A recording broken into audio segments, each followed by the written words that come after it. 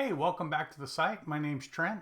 And if you're new to the site, go ahead and hit that like and subscribe for future tutorials on how to tie other fly patterns. Today we're going to do something a little special, a little different. I'm going to tie a gold-ribbed hare's ear soft hackle. So sit back, enjoy yourself. Let's get into the tie.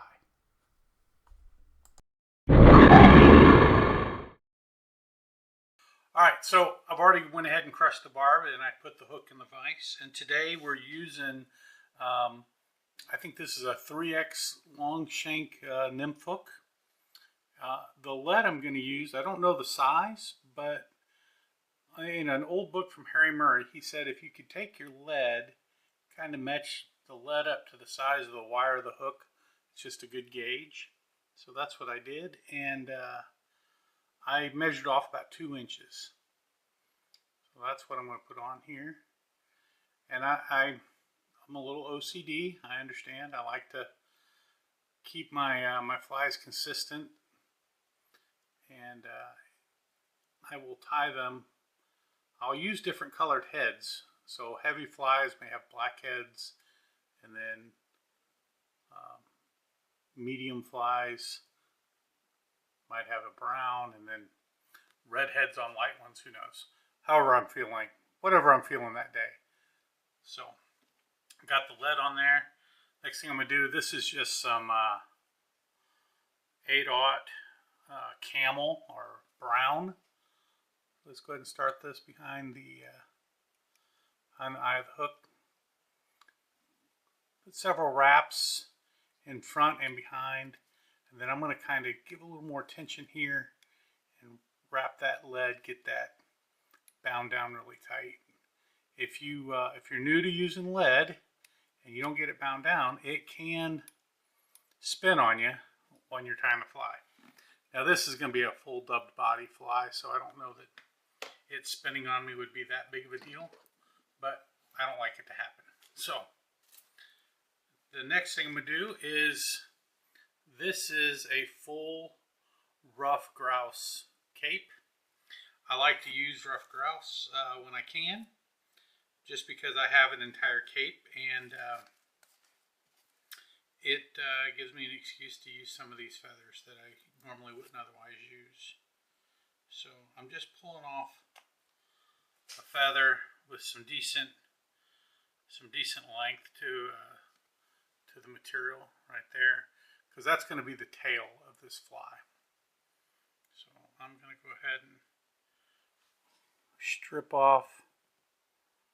So what you do is you just kind of pomade it, get it down. See how it's all equal there? Then you just grab that pinch and then pull it away. Well, I hope that was all on camera. Anyway, you pinch, pull it away, and then you're here, and then you can just kind of bunch that up, and then you have a nice equal length tail. So we're going to go ahead and put this in.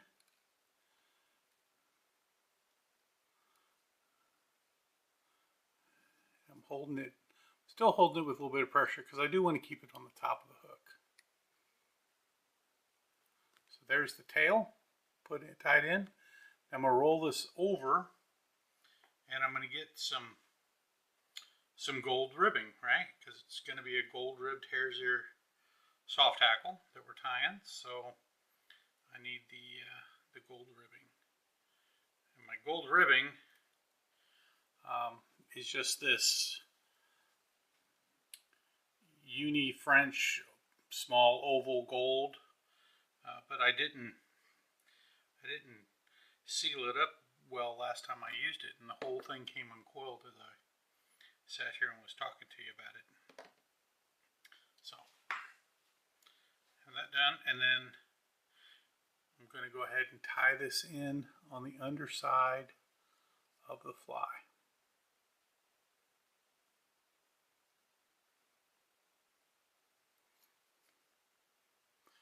Now a lot of times if I'm worried about bulk, I would strip out that gold and only tie in the core. But I'm going to have a full dubbed body, so I'm not really too worried about there being too much bulk. So we'll just come back to where we started. And I'm going to put a little bit of dubbing wax on my line, on my thread here. And then I went ahead and took a pair of clippers to a hare's ear mask. And this is all of the hair off the cheeks of a mask. I cut it all off, put it into a coffee grinder, blend it up. So this is my own dubbing blend that I made for this material. Well, for these flies. So I'm not looking for a super buggy body right here. So we can go a little tighter on the dubbing.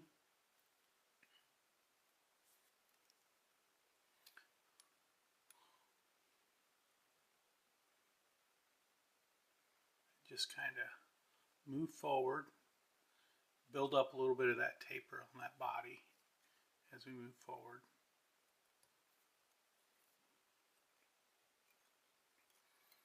And those few errant fibers that just stick out like we have there, I don't worry about them at all. I think they just add a little bit to the bugginess and the legginess of the fly.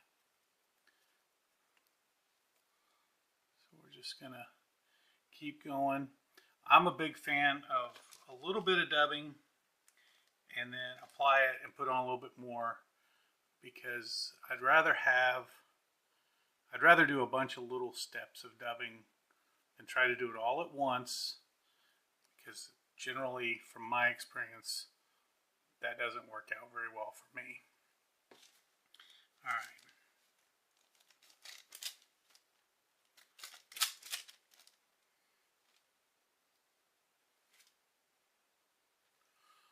All right, so this should be it. Like I said, this is pretty well, it's almost a full dubbed body, honestly, of this material.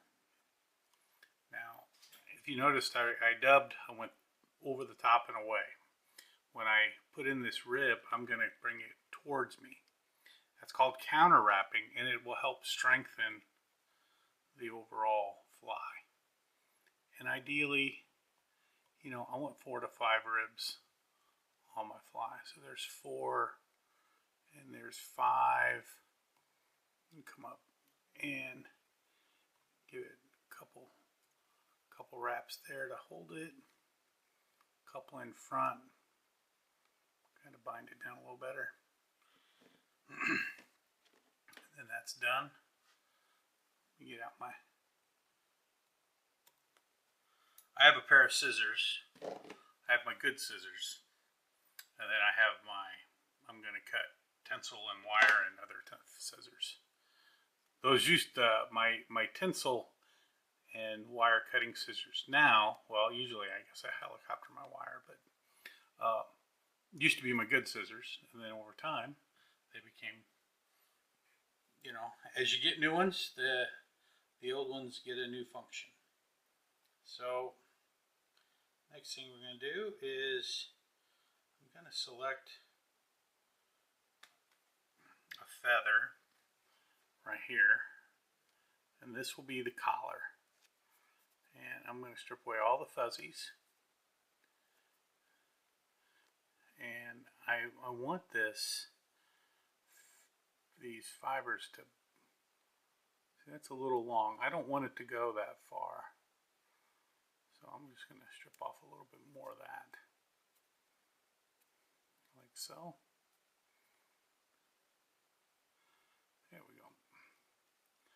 So let's go ahead and tie this in. Like so. What I'm doing there is I had a little bit of that quill that was a little long, so I just bent it back on there. And that helped, that'll help keep that feather in place and a little stronger attachment. Oh, do you see that?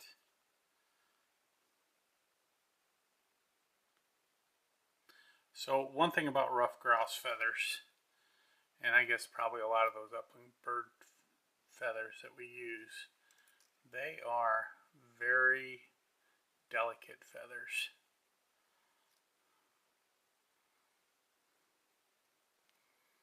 So there's 1, 2 wraps. Got it done. And then just going to kind of fold everything back a little bit on itself. And this is just to put in a little bit of a head.